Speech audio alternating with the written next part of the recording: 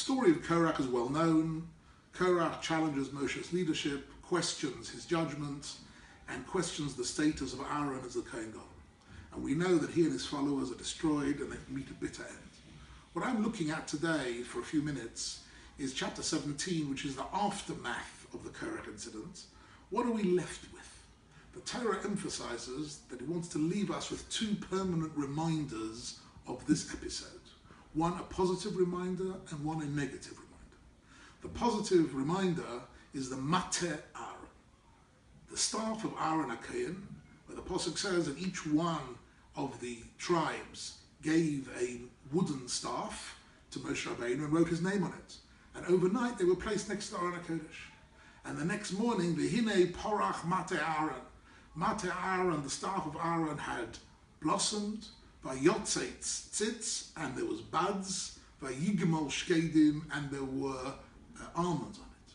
So what happened is overnight, from a dead piece of wood, became a shkedia porachat. Suddenly it was a blossoming almond tree. What is this a symbol of? So this is a symbol of the eternal beauty of the Kohanim and the Leviim, that there is within Klal Yisrael a group of people who will always be able to generate the ruchnius, the spiritual nurturing that Klal Yisrael need. And this was kept permanently in the Kodesh Kodashim, and it remained for 1,000 years until Yoshiyahu HaMelech decides to be Goynez, to put away the Aron HaKodesh and everything with it, and hide it so it shouldn't fall into the hands of Nebuchadnezzar eventually. But this remained a sign for Klal Yisrael, that there was within Klal Yisrael a group of people who were eternally there as a source of inspiration. The words used are also very, very beautiful. The first one is Porach Mate Aaron. So Porachim, everyone knows, means flowers and blossoms. But there's an interesting nuance here that Kliyaka brings out, that in the Mishnah, for example, in Sukkah Daf Nun Hey, the youth of the Kohanim are referred to as Pirchei Kahuna. The Pirchim are the kids. So the Porachim referred to in the stick are the children of the Kohanim.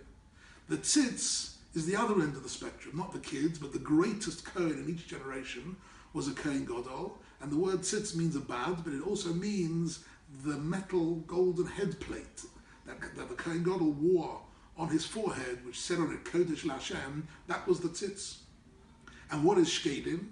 The Shkedim, says the Kliyaka and the Rabbeinu Bachai, is a reference to the Zerizus, the speed and the enthusiasm with which the Kohanim and the Leviim fulfill their Jewish life.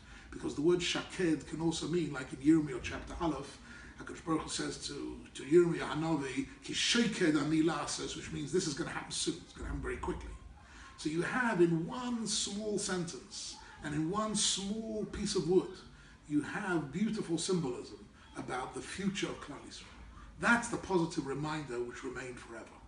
The negative reminder are the copper pots, pans, which were used by the 250 followers of Korach, which were not disposed of, but which were hammered into a coating, a covering for the Mizbeach.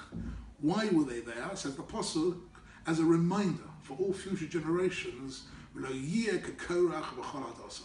don't be like Korach. What does that mean? That Korach was a negative role model for all future generations. For what? So the Gemara in Sanhedrin, Daf Kuf Yud, says that anybody who preserves or perpetuates a machlokes transgresses an Issur Torah. What's the Issur Torah? The Issur is not to follow in Korach's ways. What is the idea here? The key word in this piece of Chazal is machazik b'machlokes. Machazik means machlokes can erupt in everybody's life. Occasionally you could have a difference of views, difference of opinions, you can have a dispute, but not to perpetuate it, not to preserve it, not to nurture it, not to let the machlokas linger on. If there's a machlokas, as soon as possible to resolve it, that's the mitzvah. And the reminder of that was the rikuei pachim, was the copper cover of the Mizbeach. And that's all we're left with for Klal Yisrael. After the sad story of the rebellion of Korach, we're left with these two reminders. We must be cautious not to be drawn into a broigus and a machlokas which lasts and lasts and lasts. If there's a machlokas, we should resolve it as soon as possible. And the second point is to always remember the prachim, the children, the tzitz, the great spiritual leaders of Klal Yisrael, the shkedim, the zerizus HaMitzvahs. This is what was represented by Aaron and was symbolized in the Mater Aaron, the staff of Aaron, which remained in the Kodesh Kadoshim for all future generations. I wish you a very good Shabbos.